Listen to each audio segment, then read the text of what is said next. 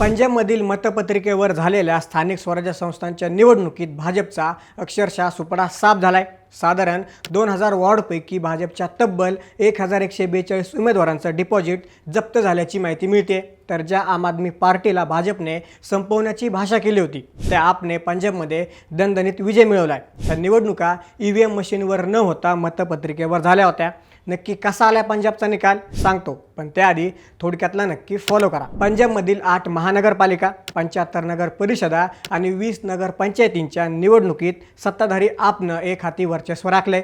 एकूण 1977 वॉर्डपैकी तब्बल 958 जागांवर आपनं दणदणीत विजय मिळवलाय।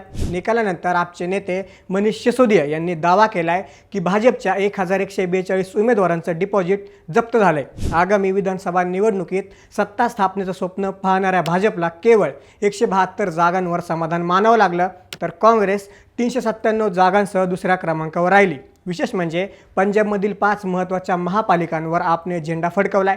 या ऐतिहासिक विजयानंतर मुख्यमंत्री भगवंत मान यांनी मतदारांचे आभार मानत जनतेने द्वेषाचं राजकारण नाकारून विकासाला साथ दिल्याचं म्हटलंय।